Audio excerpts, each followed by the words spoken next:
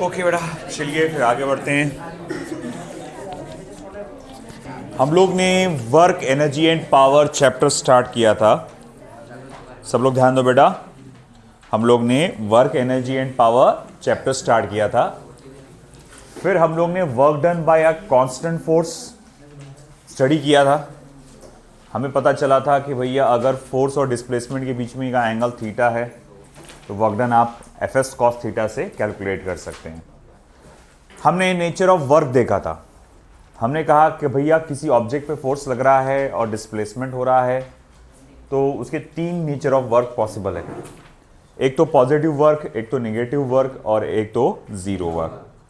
कब कहा गया कि वर्क आपका पॉजिटिव होगा? जब फोर्स और डिस्प्लेसमेंट का डायरेक्शन या फोर्स के किसी कंपोनेंट का डायरेक्शन और डिस्प्लेसमेंट का डायरेक्शन सेम हो जाए तो हम लोग कहते हैं कि वर्क पॉजिटिव रहेगा। वर्क पॉजिटिव रहने का मतलब क्या हुआ? वर्क पॉजिटिव रहने का मतलब यह हुआ कि जो लगने वाला फोर्स है वो सपोर्ट कर रहा था मोशन को। फिर इसी तरह वर्क निगेटिव कब होता है? जब फोर्स और डिस्प्लेसमेंट का डायरेक्शन ऑपोजिट हो या फोर्स के कंपोनेंट का और डिस्प्लेसमेंट का डायरेक्शन ऑपोजिट हो, तो उस वक्त जहां आपका वर्क होता है वो नेगेटिव होता है ना। किसी फोर्स के कारण वर्क डन नेगेटिव होने का मतलब यह होता है कि उस फोर्स ने उस डिस्प्लेसमेंट को अपोज किया था। फिर उसके बाद जीरो वर्क कब होता है? कि फोर्स लग रहा है, डिस्प्लेसमेंट भी हो रहा है, मगर उस फोर्स और डिस्प्लेसमेंट के बीच में का एंगल 90 डिग्री हो। तो हमने कहा कि भैया ये जीरो वर्क इंडिकेट करेगा। जीरो वर्क इंडिकेट करने का मतलब यह हुआ कि उस डिस्प्लेसमेंट में इस फोर्स का कोई हिस्सा नहीं है, वो किसी और फोर्स के कारण उसका डिस्प्लेसमेंट हुआ है। आई बात समझ में? हमने फिर कहा कि देखो एफ एस कॉस थीटा को तो आप vector F dot vector S भी लिख सकते हैं। मतलब वर्क डन जो है फोर्स और डिस्प्लेसमेंट के डॉट प्रोडक्ट से भी निकाला जा सकता है। सही है ना बेटा? फिर उसके बाद हम लोग गए थे work done by a variable force पे। हमारा अगला पार्ट जो हम लोग ने कल लिया था, हम लोग ने देखा कि work done by a variable force क्या होता है। किसी ऑब्जेक्ट पे फोर्स लग रहा है, उसका डिस्प्लेसमेंट भी हो रहा है, मगर फोर्स जो है वो वेरिएबल है। वेरिएबल मतलब उसकी वैल्यू बदल रही हो, जरूरी नहीं वैल्यू, डायरेक्शन नहीं बदल सकता। अभी सिंपल बोलो, वह फोर्स बदल रहा है। तो इस सिचुएशन में हम कैसे सॉल्व करेंगे? अगर फोर्स और डिस्प्लेसमेंट सिर्फ एक्स एक्सिस पे है तो हम लोग उसको simply integration F X D x से कर डालते हैं। अगर फोर्स और डिस्प्लेसमेंट आपका एक्स पे भी है और वाई पे भी है तो एफ एक्स डी एक्स का integration plus F Y D Y का इंटीग्रेशन। अगर फोर्स का फंक्शन एक्स पर भी है, वाई पे भी है और जेड पे भी है तो उसका फिर, और डिस्प्लेसमेंट भी एक्स पर भी हो रहा, वाई पे भी हो रहा, जेड पे भी हो रहा, तो integration F X D X, integration F Y D Y और integration F Z D Z. आया समझे? तो हम लोग ने ये सब चीजें अब तक के देखे थे। अब हम बढ़ रहे हैं आगे। अब हमारा नेक्स्ट टॉपिक क्या है? तो graphical evaluation of work.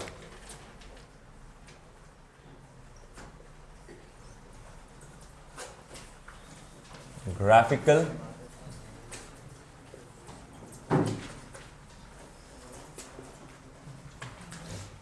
Evaluation of work.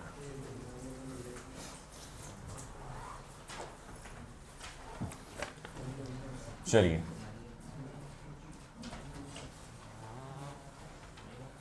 तो जैसे कि मैं यहां एक फोर्स वर्सेस डिस्प्लेसमेंट का एक कर्व बनाऊंगा। कैसा भी कर्व बना सकते हैं आप, जैसा बनाना है बनाओ, कोई फर्क नहीं पड़ता।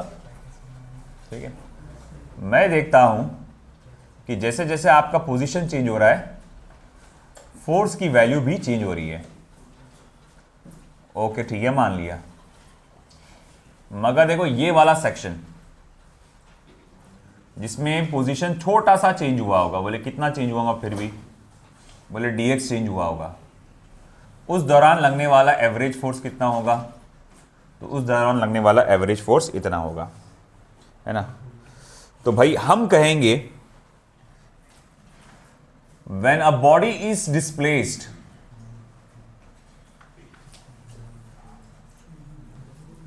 चलो ये पोजीशन को मैं ए नाम दे देता हूं, ये पोजीशन को मैं बी नाम दे देता हूं। from position A to B, the force variation with respect to position is given in the form of curve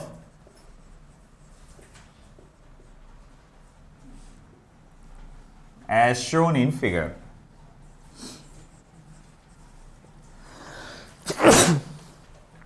As shown in figure.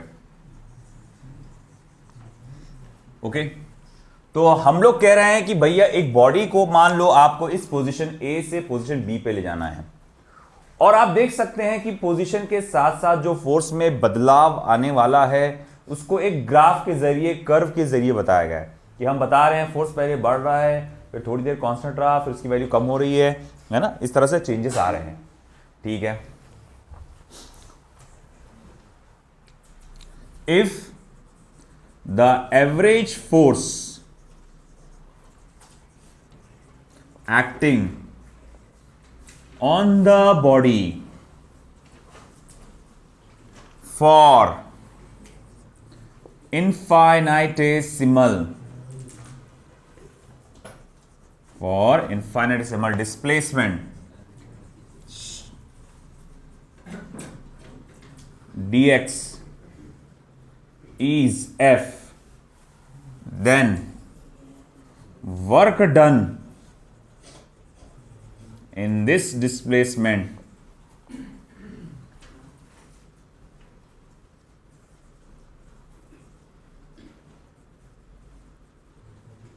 is dW is equals to F into dx cos theta। तो इस छोटे से displacement dx में जो work done करना पड़ेगा वो कितना रहेगा, f into D x cos theta, है ना।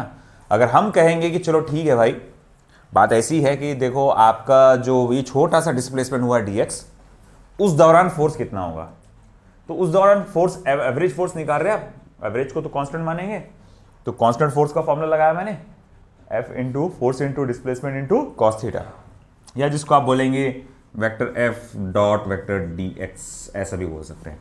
तो भैया ये तो क्या था कि भैया work done by average force था छोटे से डिस्प्लेसमेंट डी एक्स के लिए।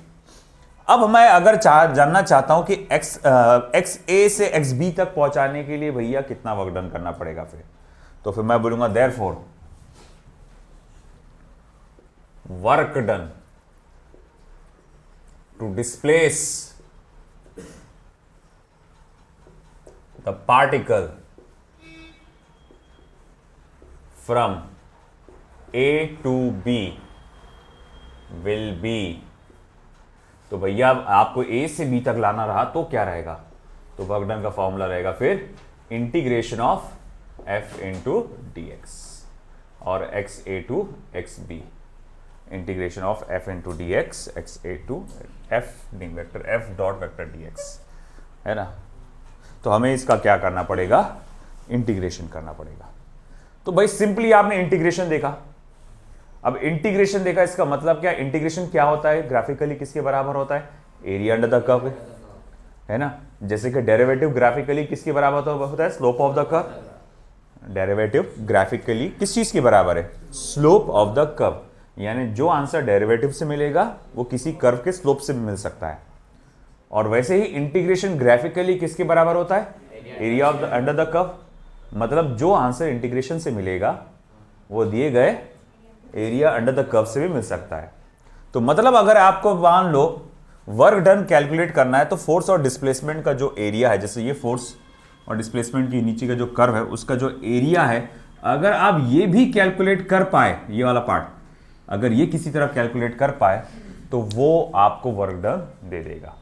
मैं यहां लिख सकता हूं which is equal to area under the curve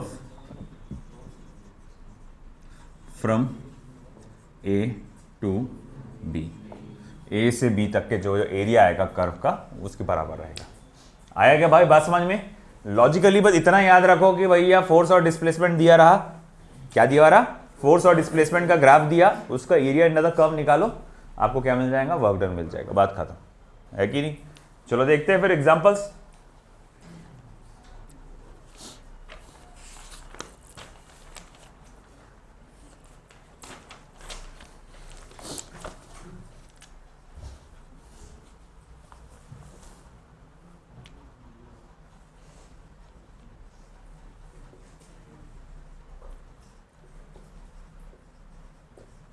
The force F acting on a particle moving in a straight line is as shown in figure। तो ये डायग्राम दिया हुआ है आपको, बहुत ही सिंपल सा डायग्राम। फोर्स है और आपको पोजीशन दिया हुआ है और ये ग्राफ कुछ इस तरह से बनाया हुआ है। Okay,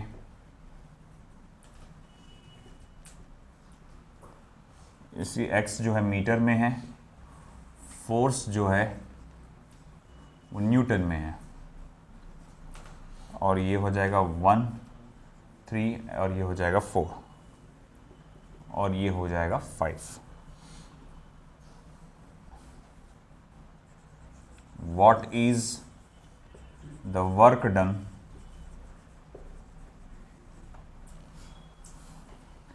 by the force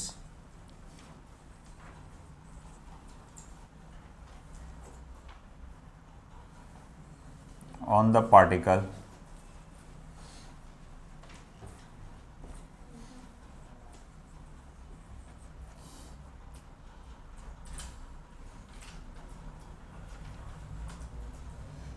in 4 meter of trajectory। तो उसकी जो ट्रैजेक्टरी मैंने पाथ फॉलोड जो उसका है 4 मीटर का, तो उसमें कितना वर्क डन रहेगा। चलिए, कौन सा शेप है कर्व के नीचे का, ये जो आपको कर्व नज़र आ रहा है इसके नीचे का जो शेप है ये कैसा शेप है, ट्रेपेजियम। अरे हाँ या ना, भूल गए कि शेप ही याद नहीं आ रहा क्या, ट्रेपेजियम है ना। तो भैया ट्रेपेजियम का फॉर्मूला क्या बताया था मैंने, अगर इस किस्म का कोई भी ट्रेपेजियम रहे, ये पैरेलल साइड्स है, ये ए पकड़ लो और ये बी पकड़ लो, और दोनों पैरेलल साइड्स के बीच में का परपेंडिकुलर डिस्टेंस h पकड़ लो। तो एरिया ऑफ ट्रेपेजियम क्या होता है, half of a plus B into H. कुछ याद आया है ना, half of a plus B into H कितनी बार देख चुके अपन, मोशन स्ट्रेट लाइन में देखे अपन ने, है ना, लॉज ऑफ मोशन में भी देखे अपन ने। फिर अब कैसा खामोश बैठ रहे, 15 are answer, yes correct answer is 15 joule.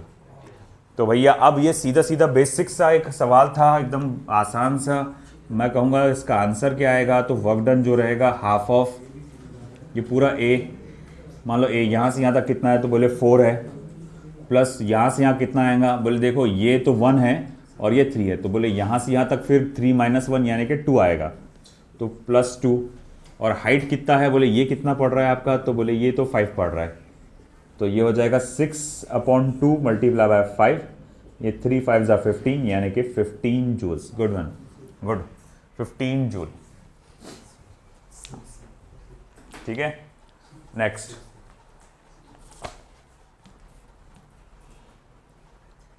इधर का हो गया।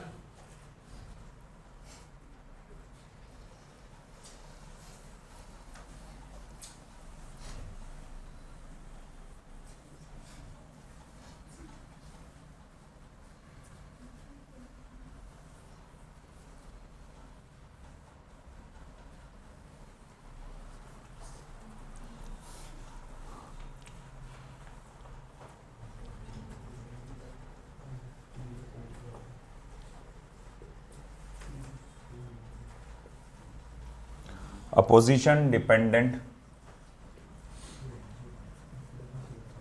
force capital F is acting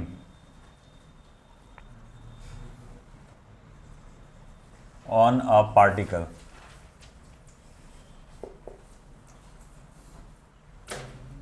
and its force position curve is as shown in figure. Force position curve कुछ इस तरह से बताया जा रहा है. Work done on the particle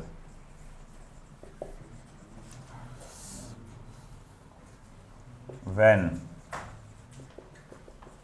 its displacement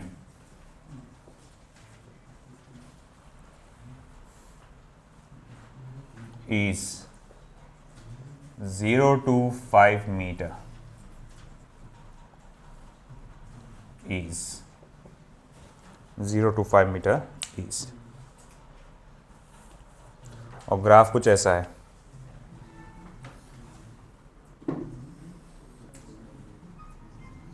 x axis पे फोर्स रहेगा इन न्यूटन, वाई एक्सिस पे पोजीशन रहेगा इन मीटर्स. 1 2 3 4 एंड 5. ये फिर कुछ ज़्यादा ही बड़ा हो गया, जरूरत ही नहीं इतने की. +10 -10 ना, तो +10 और ये इधर आएगा -10. तो हमने देखा कि 1 से लेकर 2 तक के हॉरिजॉन्टल है.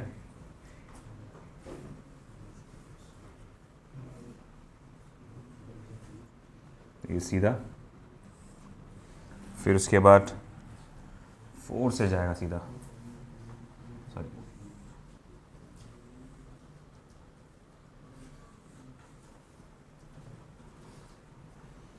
4 से लेके 5 तक के. ये ऐसा. तो ये है ग्राफ भैया आपका जो दिया गया है. अब देखो फोर्स एक वेक्टर क्वांटिटी है ना. तो फोर्स एक वेक्टर क्वांटिटी है, तो जब अगर वो निगेटिव रीजन में जो ग्राफ जाएगा उसके एरिया को निगेटिव ही मान के चलना पड़ेगा, है कि. तो चलो करो सॉल्व, देखो क्या आएगा.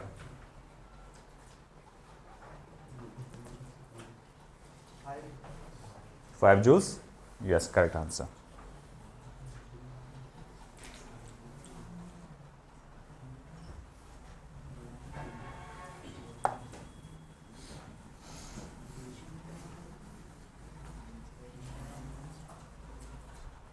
यहाँ 2 ट्रेपेजियम बन गए. पहला तो ट्रेपेजियम ये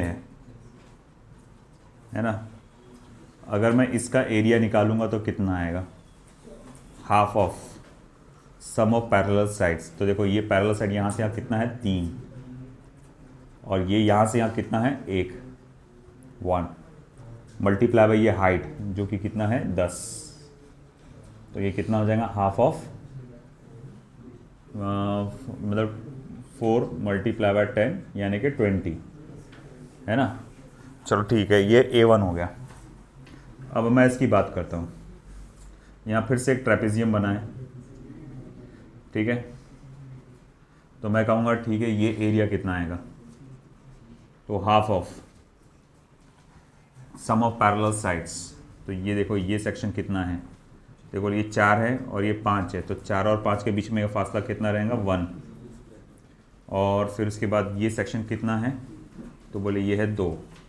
तो सम ऑफ पैरेलल साइड्स 1 + 2, और हाइट कितने का है -10 का है, -10 यानी कि -5 मल्टीप्लाई बाय 3 क्या हो जाएगा -15 यूनिट्स बोलना चाहिए सिर्फ अभी का, यूनिट्स.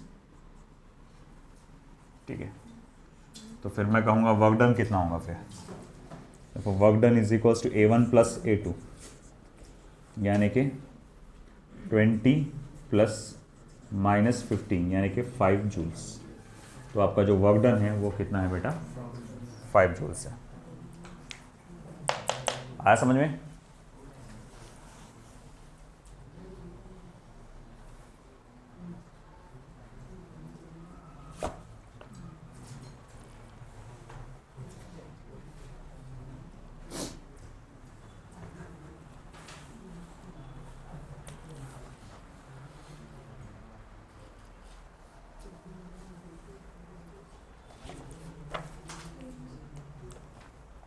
इधर वाला हो गया।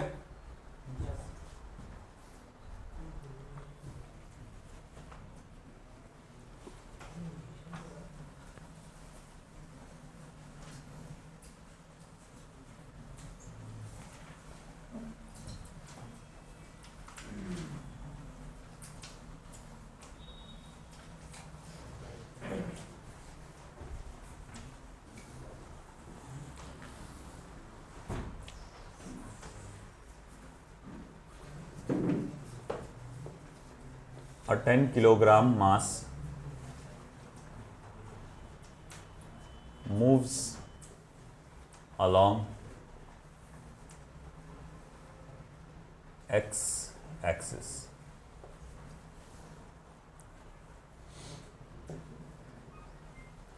Its acceleration as a function of its position is shown in figure.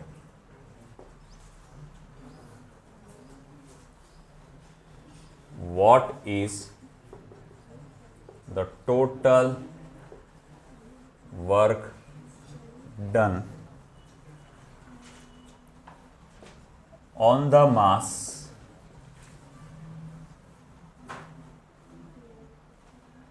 by the force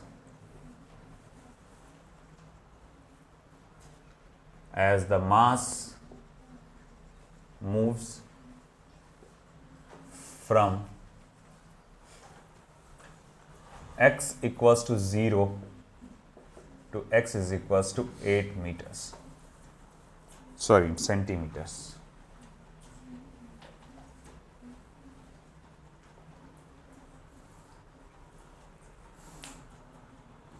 ठीक है, और हाँ ग्राफ तो रह गया।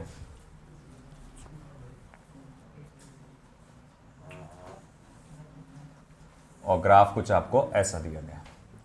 सबसे पहले वाई एक्सिस पे एक्सेलरेशन है जो कि सेंटीमीटर पर सेकेंड स्क्वायर है। दूसरा है आपका x जो कि क्या है, इन सेंटीमीटर है। और कुछ इस तरह से वैल्यू दी गई है 2, 4, 6, 8, 5, 10, 15, 20।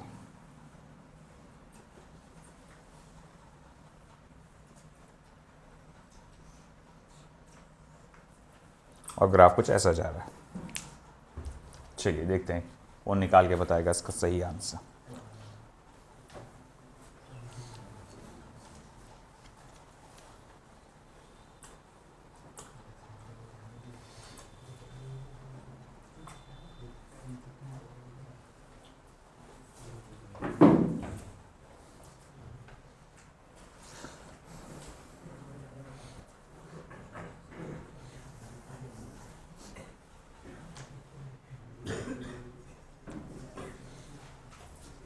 याद रखें यहाँ दो चैलेंजेस है आपके सामने।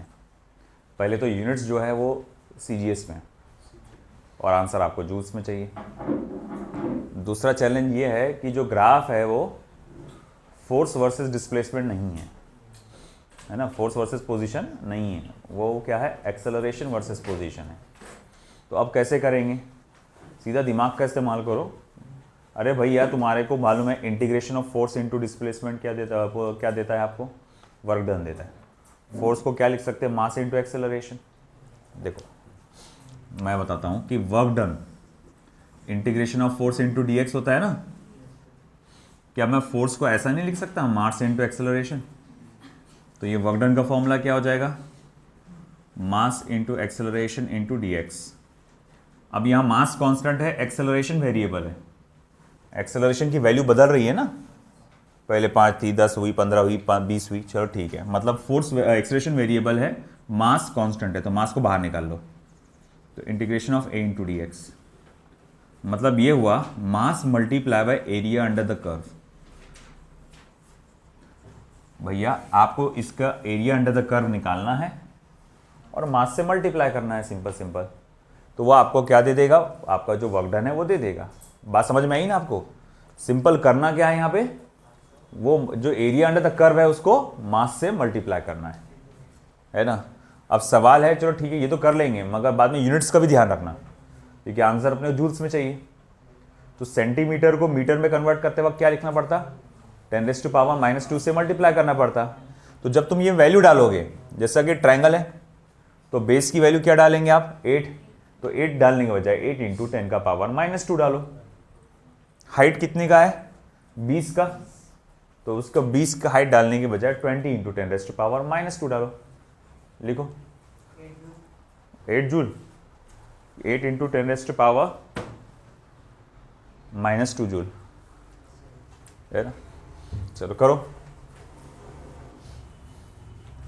तो मैं यहां लिख देता हूं, जो आपका वर्क डन रहेगा वो रहेगा मास multiply by area under the curve. भाई आप समझे ना कि मास से क्यों मल्टीप्लाई करना पड़ रहा, क्योंकि वो जो ग्राफ है वो फोर्स वर्सेस पोजीशन का नहीं है, वो ग्राफ है एक्सेलरेशन वर्सेस पोजीशन का, है ना। और एक्सेलरेशन को मास से मल्टीप्लाई करें तो वो क्या बन जाता, फोर्स बन जाता, समझे ना। इसी कारण से अपन ने मास multiply by area under the curve लिए। अब चलो ठीक है, इसको निकालो, ये ग्राफ, ये जो कर्व है उसके नीचे का ये देखो एरिया शेप कैसा है, ट्राइंगल। तो half of base into height, तो बेस कितने का है, बोले 8 का है। 8 × 10⁻⁻² का है, तो बोले 8 × 10⁻⁻²। और हाइट ये कितने का है, 20 × 10⁻⁻², तो बोले वो है 20 × 10⁻⁻²। देखो 2 1 2 10 और 10 नहीं, इसमें कितना आ रहा है, 80 × 10⁻⁻4 आ रहा, 8 × 10⁻, फिर आ जा रहा -3 जूल हो रहा है, नॉट -2। देखो एक बार कैलकुलेशन, कहीं कुछ गड़बड़ हुई कि मेरे से, हाँ जो बोले वो काम तो हुआ ही नहीं अभी तक। मास से मल्टीप्लाई नहीं किया अभी तक। मास कितना है आपका, 10 किलो है ना। हाँ, और यकीनन नहीं मालूम, अगर ये एग्जाम में आता ना तो ये भी ऑप्शन होता ही 100%, है ना। फिर उसके बाद ये क्या बन जाएगा, 10⁻⁻²। जो 101% ये ऑप्शन रहता है। और एक्साइटमेंट में अपन लिख देता है, अरे वाह आ गए रे भाई, फिर सपने देखना चालू, मैं बन गया डॉक्टर, है ना।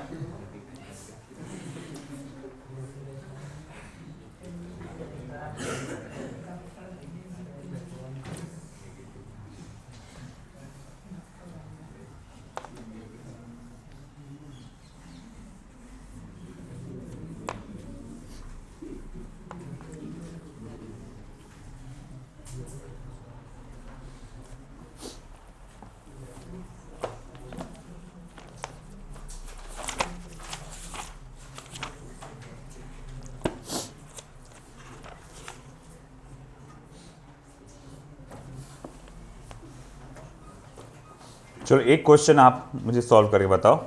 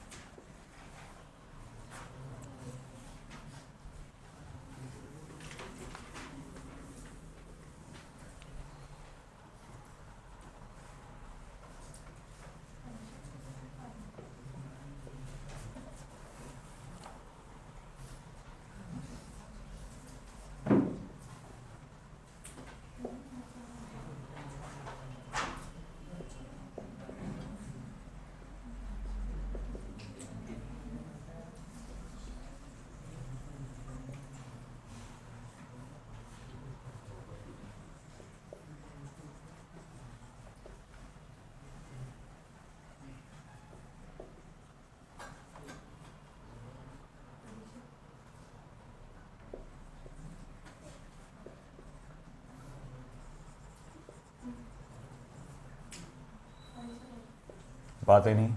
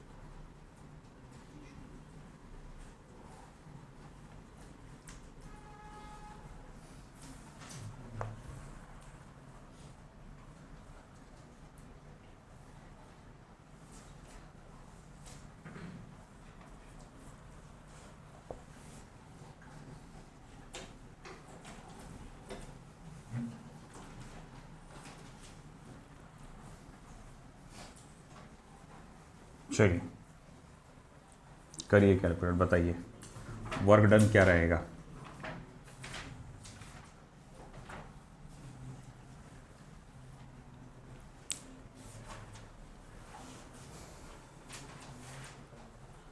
कहीं ट्रायंगल या कहीं ट्रेपेजियम, कहीं रेक्टेंगल, ऐसे अलग अलग शेप्स बन रहे हैं।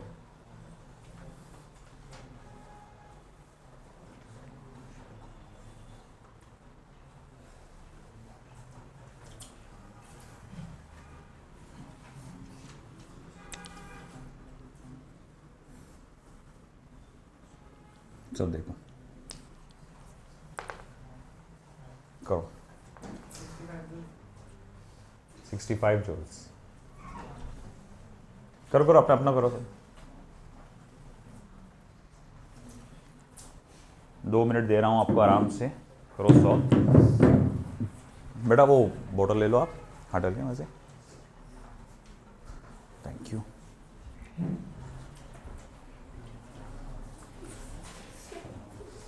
क्या हो गया, पानी गिर गया?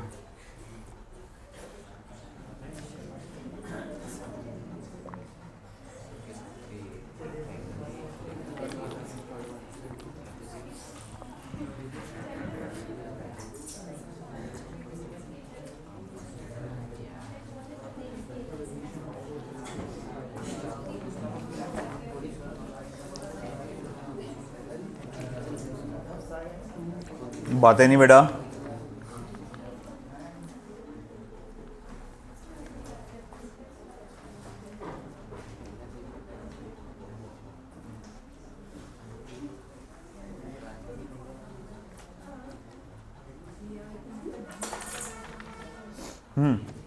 क्या लगता है क्या आएगा आंसर? 65, 2 और 65। हाँ हाँ करो करो करो।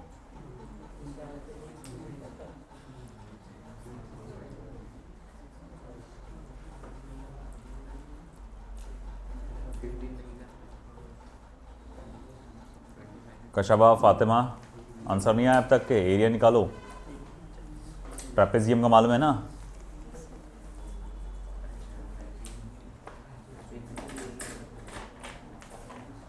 या ज़्यादा उसमें कर दो, ट्रायंगल। देखो ये ट्रायंगल और रेक्टेंगल बनता, पूरा ऐसा देखे तो ट्रेपेजियम बन जाता।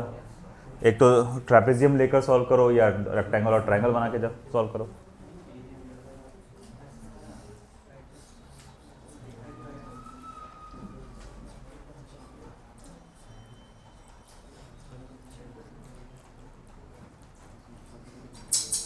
आया 65। बॉयज़ के आगे भाई 65, गर्ल्स का एक का भी नहीं। 115 आया क्या किसी का?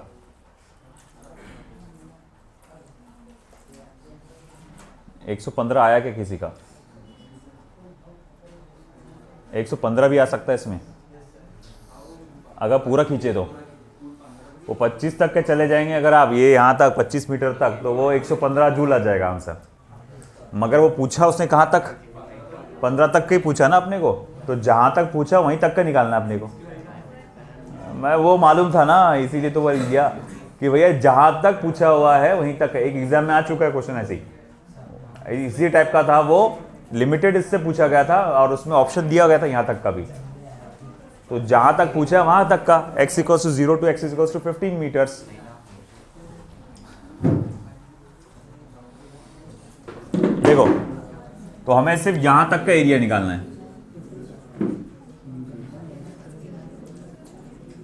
देखो, एक तो यहां ट्रेपेजियम बन जाता, या फिर एक ट्रायंगल ले लो और एक रेक्टेंगल ले लो, वैसा भी निकाल सकते हैं आप, आपकी मर्जी, आपको जैसे निकालना निकालो।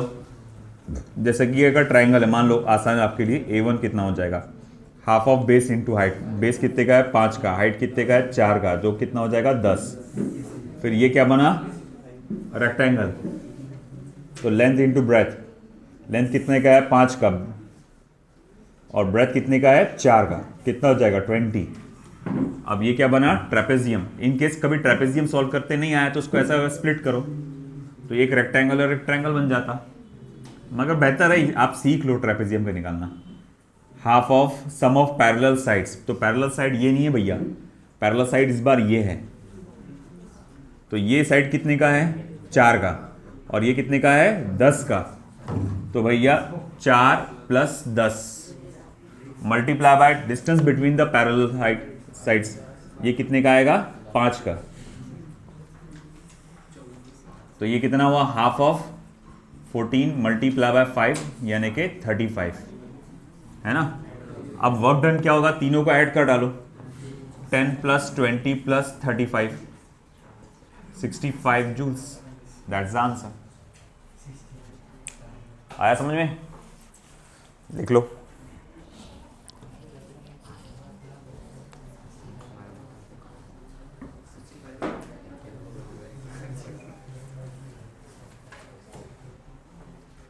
टाइम क्या हुआ, वो देख रहा हाथ में कुछ है भी उसके, 9:20 ना। चलो,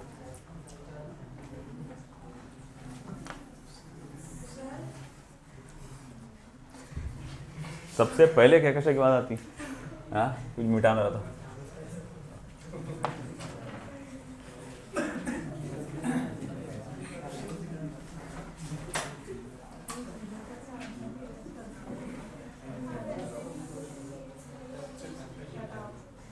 चलो,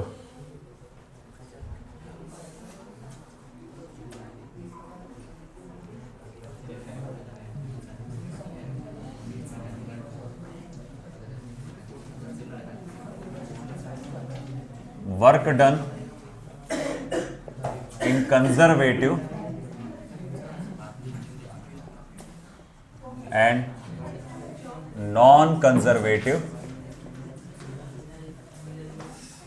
फील्ड।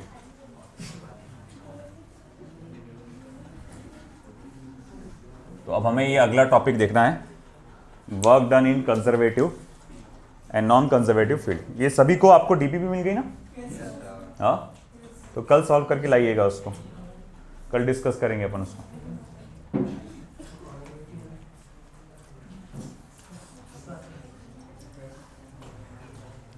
कन्जर्वेटिव,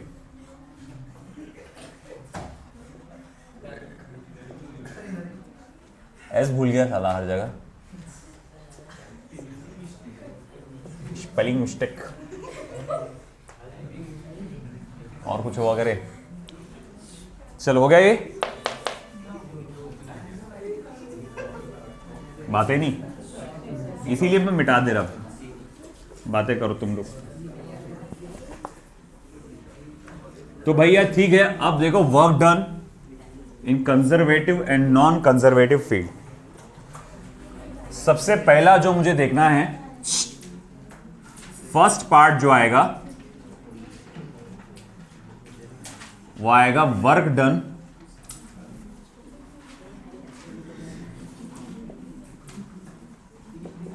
इन कंजर्वेटिव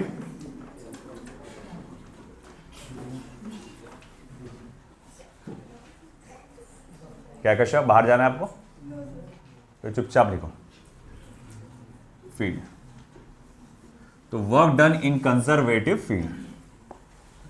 अब ये कंजर्वेटिव फील्ड किसे कहा जाता है, देखो हर एक फोर्स का एक फील्ड होता है कि भैया इसके अंदर अगर आप आ गए तो आपको फोर्स लग जाएगा। जैसे कि मान लो हम कहेंगे कि ये हमारा अर्थ है और अर्थ क्या कर रहा है, चारों तरफ अपना ग्रेविटेशनल फोर्स एक्सर्ट कर रहा है।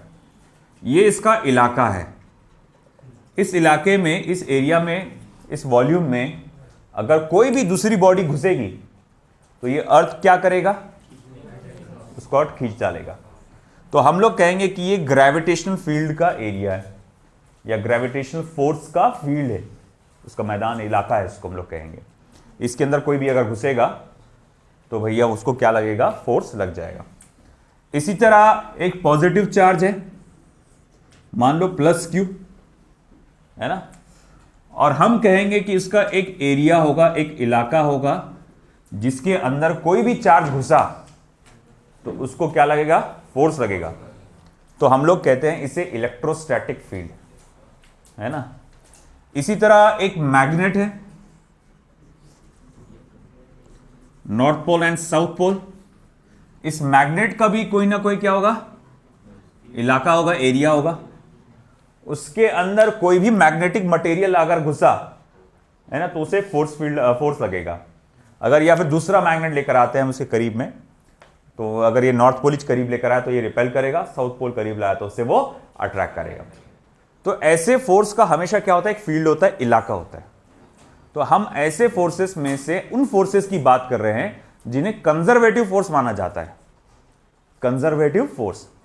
अब कंजर्वेटिव फोर्स कौन कौन है, जैसे फॉर एग्जांपल अगर मैं नाम लूं उनका, तो gravitational force, electrostatic force, magnetic force, electromagnetic force, ये सारे के सारे कंजर्वेटिव फोर्स माने जाते हैं। क्यों कहा गया है कंजर्वेटिव फोर्स, क्योंकि यहां पर वर्क डन इस बात पे डिपेंड नहीं करता कि आप किस रास्ते से आए हैं।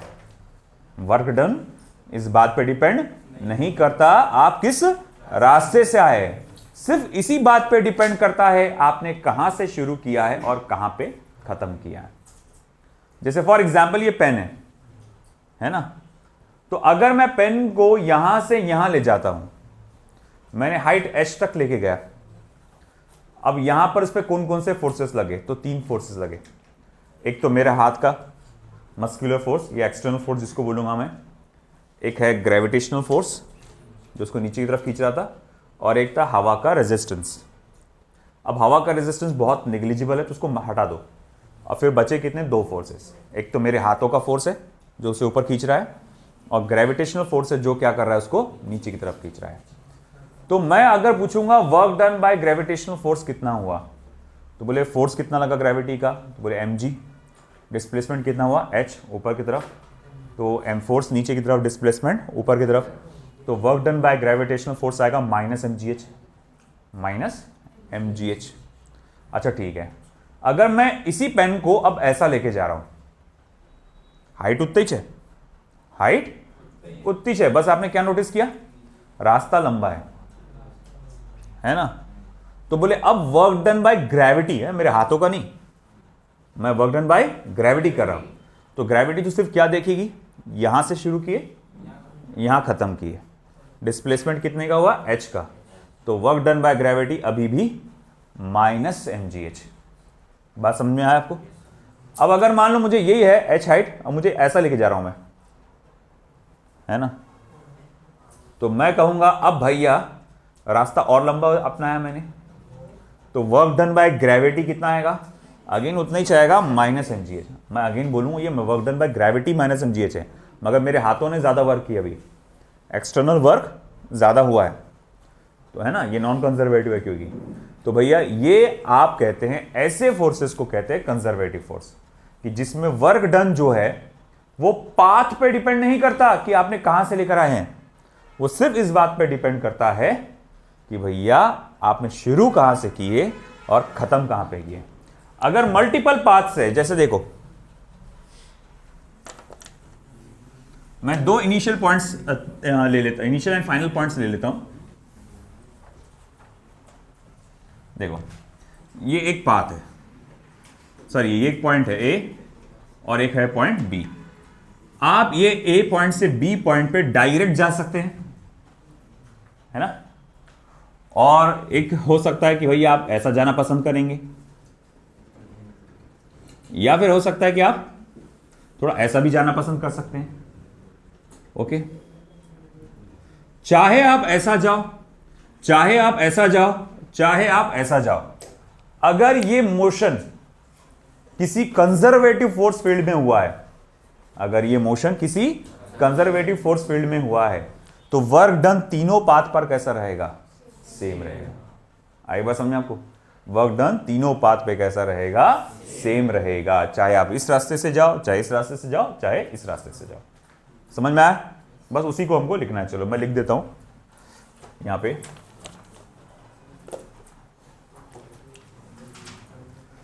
इन conservative force field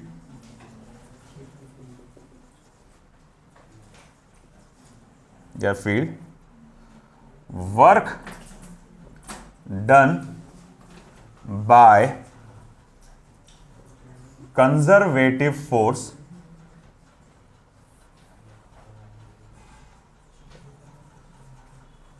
is independent of the path followed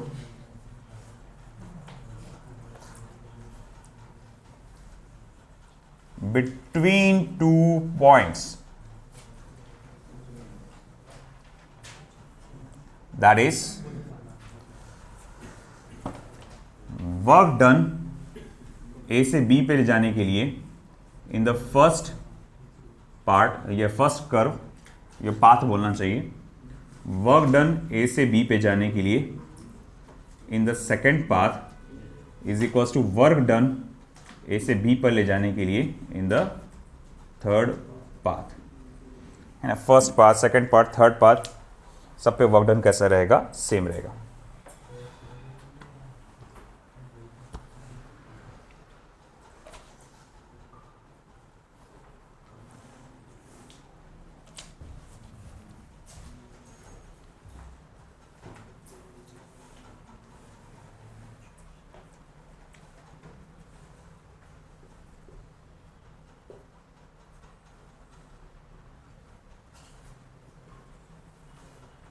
लिख लो पहले वो।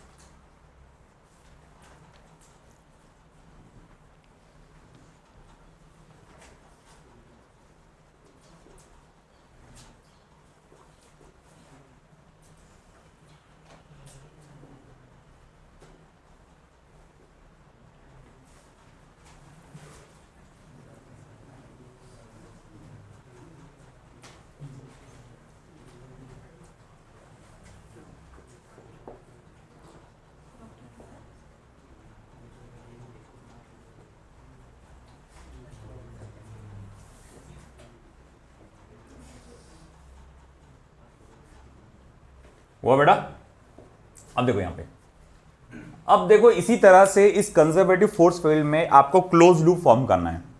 मतलब आप ए से बी पर गए पहले, फिर बी से वापस कहां आ गए, ए पे, मगर आपने रास्ता अलग अपनाया था। हो सकता है वो वैल्यू सेम होगी या डिस्टेंस ज्यादा होगा, कम ज्यादा कुछ हो सकता है। तो ऐसे प्रोसेस में वर्क डन जो होगा टोटल क्या होगा, 0 होगा। तो work done from A to B plus work done from B to A, ये जो रहेगा ये हमेशा क्या रहेगा बेटा, 0 रहेगा। तो फिर मैं ये कह सकता हूं कि work done from A to B is equal to minus of work done from B to A. तो भैया आप देखो कैसा है, अगर आप ए से बी पे जाते हैं, कोई एक रास्ता अपना के आपने वर्क किया है ना, ग्रेविटेशनल फोर्स ने या जिसने भी कंजर्वेटिव फोर्स ने उस पर वर्क किया, और हम वापस बी से ए पर आ जाते हैं, मगर मैंने अलग रास्ता अपना के आया, तो बोले वर्क डन कितना रहेगा, तुम्हारा जो पिछला वर्क डन था उसका उसके बराबर ही रहेगा, बस वैल्यू क्या रहेगी, माइनस में रहेगी। आई क्या बात समझ में। मगर ये सिर्फ और सिर्फ कहां है, कंजर्वेटिव फोर्स फील्ड में। है ना। अब हमारे पास एग्जांपल्स देखना है कंजर्वेटिव फोर्स के, examples of conservative force, examples of conservative force. तो कौन कौन से एग्जांपल है कंजर्वेटिव फोर्स के? सबसे पहला तो आपका ग्रेविटेशनल फोर्स, ये इसका एग्जांपल है। इलेक्ट्रोस्टैटिक फोर्स,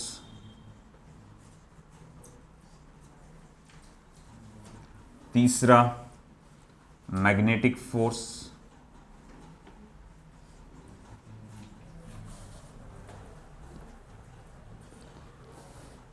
चौथा इलास्टिक फोर्स, स्प्रिंग का होता है ना जो वो,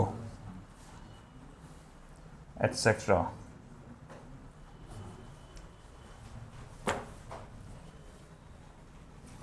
all the central forces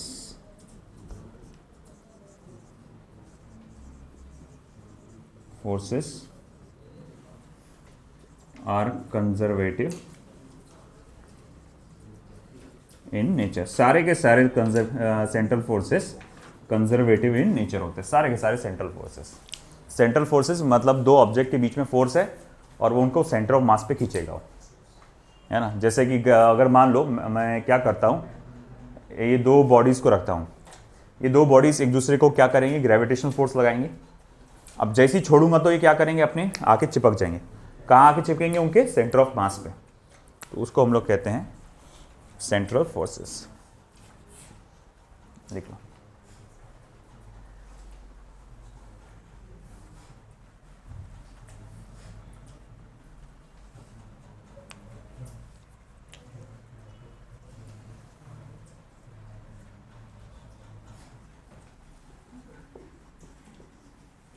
work done in non-conservative force field।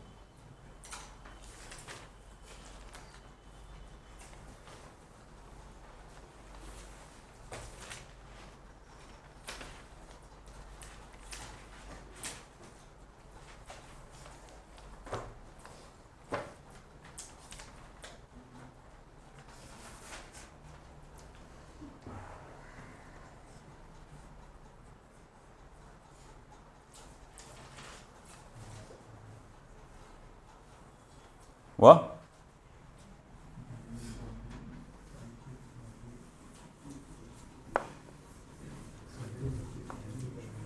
Daniyal और उसकी पूरी रो अगली बार फालतू बातें करते मुझे नज़र आए, आप सबको पूरा मैं बाहर कर दूंगा पूरे बैचेस के लिए।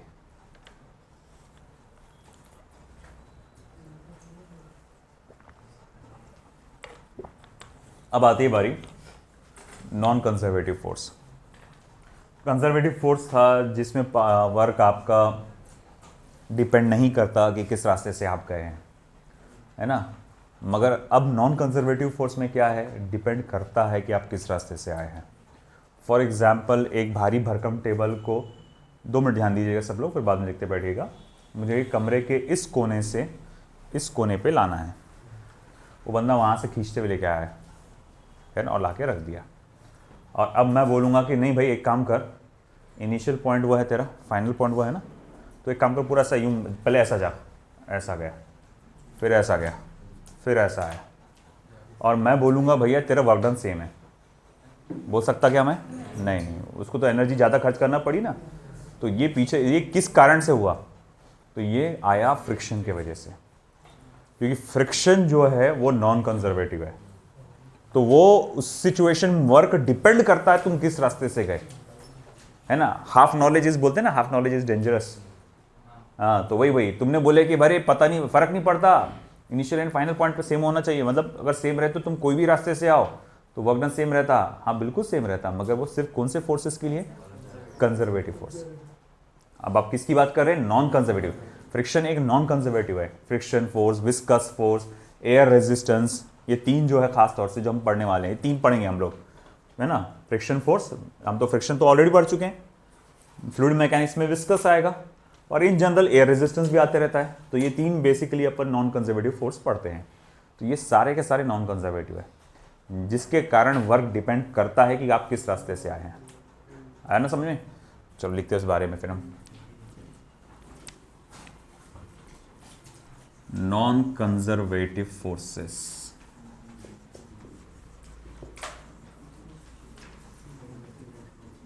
Are those forces in which work depends on actual path followed। तो भैया वर्क जो है डिपेंड करता है एक्चुअल पाथ फॉलोड पे। मतलब अगर मैं यहाँ पर दो पॉइंट्स ले लेता हूँ ए और ये बी, मैं इसके दो पाथ्स कंसिडर कर लेता हूँ, फर्स्ट पाथ एंड ये सेकंड पाथ। तो हम यहाँ देखेंगे here work done from A to B from the first path is not equal to work done from A to B along the second path. समझ में आया कि भाई आप ए से बी पर जा रहे हो इस रास्ते से या फिर इस रास्ते से, तो भाई अब आपको लग रहा होगा शायद से वर्क डन सेम होगा, तो नहीं, अब सेम नहीं रहेगा, अब अलग अलग रहेगा, है ना। अब ज़्यादा मेहनत करना पड़ती है आपको, है ना। और एग्जाम्पल्स अगर मैं देखूं वर्क डन के, सॉरी नॉन कंजर्वेटिव फोर्स के, तो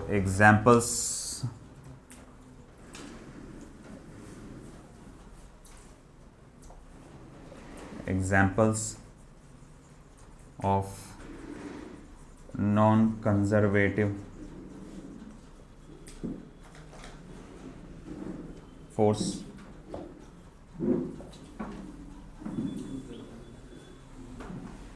सबसे पहले तो फ्रिक्शन फोर्स, सबसे पहला आता है फ्रिक्शन फोर्स, दूसरा आता है विस्कस फोर्स,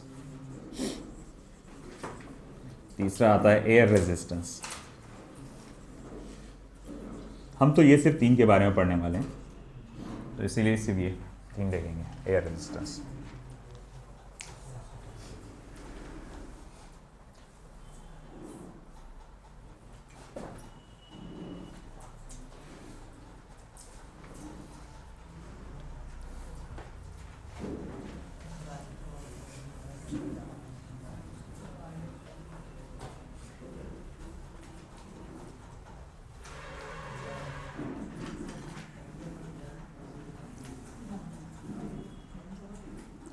अब अगर कोई बॉडी है वो पहले ए पोजीशन पे, मान लो इसका मास m है, ए पोजीशन पे थी, बाद में वो बी पोजीशन पे आती है, तो पहले गई वो ए से बी, फिर बाद में गई वो बी से ए, उस दौरान उसका डिस्प्लेसमेंट कितना हुआ s। तो मैं बोलूँगा when a body moves from A to B, work done by friction। तो बोले वर्क डन बाय फ्रिक्शन क्या आएगा, तो वर्क डन बाय फ्रिक्शन आएगा A से B पे जाने पे कितना आएगा, माइनस फोर्स इनटू डिस्प्लेसमेंट। बोले माइनस क्यों आ गया, क्योंकि डिस्प्लेसमेंट आगे की तरफ है, फोर्स ऑफ फ्रिक्शन पीछे की तरफ लगता है, माइनस फोर्स इनटू डिस्प्लेसमेंट। तो ये माइनस म्यू, इसका वेट नॉर्मल रिएक्शन आएगा, नॉर्मल रिएक्शन वेट के बराबर होता है माइनस म्यू mg/s। बोले ठीक है, बिल्कुल सही है। अब एक काम करो, बी से ए पर लेकर आओ, तो जब आप बी से ए पर लेकर आएंगे तो क्या रहेगा वर्क डन,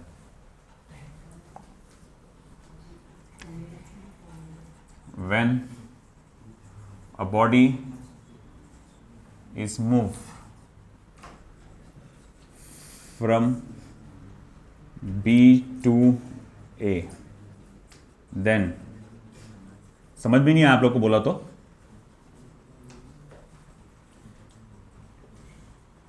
हाँ बिहार से समझ में नहीं आ रहा लगता आपको। तो when a body is moved from B to A, पहले A से B पे ले गए थे, अब B to A पे लेकर आए, तो डिस्प्लेसमेंट कितना हुआ, अभी भी ऐसे ही हुआ।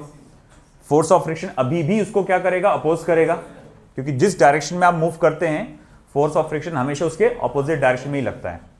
तो वर्क डन बाय फ्रिक्शन अभी कितना आ जाएगा, work done by friction B2A, तो बोले B2A में वो again minus F into S यानी कि minus mu M G S आ जाएगा।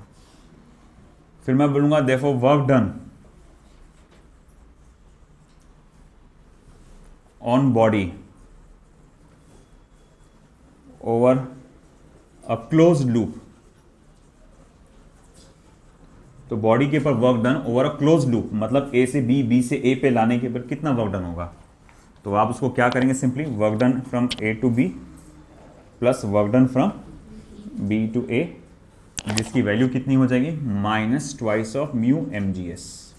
माइनस ट्वाइस हो जाएगा ना, क्योंकि दोनों भी सेम है ना, ऐड करोगे तो minus 2 times of mu M G S आ जाएगा, जिसके तहत आप देख रहे हैं नॉट इक्वल्स टू 0, है ना। तो वर्क डन बाय, पिछली बार कंजर्वेटिव फोर्स में साइक्लिक प्रोसेस में वर्क डन कितना हो चुका था, 0, मगर इस बार नॉट इक्वल्स टू 0, ठीक है। अब इससे रिलेटेड कुछ एग्जांपल्स देखना है हमको, बट वो आज टाइम नहीं है इतना, तो हम लोग कल देख लेंगे, आज थोड़ा लेट हो गया मैं, तो उसके चक्कर में रह गया होगा, उन्हें तो कल देखना पड़ेगा।